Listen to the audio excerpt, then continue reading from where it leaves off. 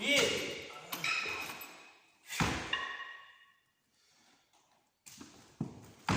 İki.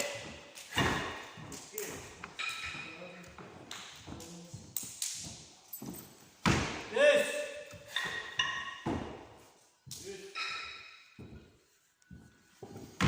Dört.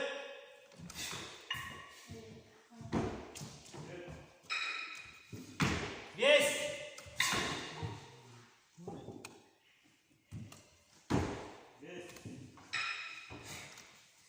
Altı.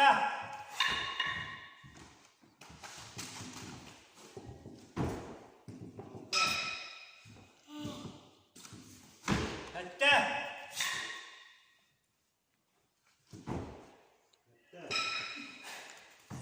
Ağız.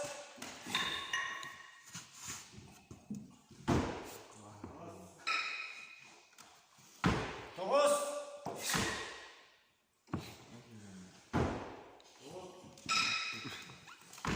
On. Bir mi tas?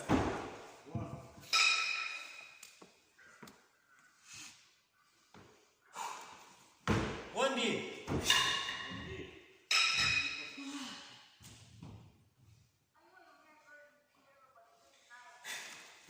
On iki.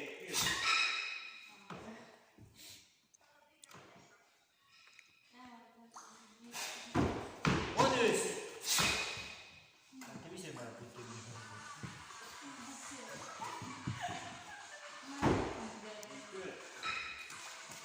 On dört.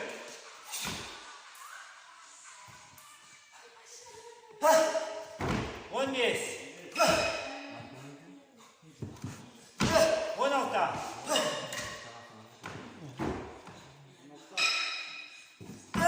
On yedi.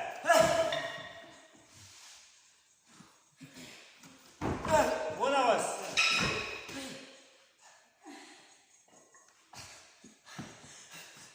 On dokuz.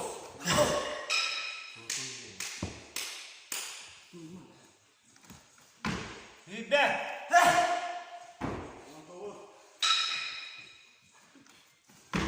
Yüzde bir. Yüzde bir. Düşünler miydi?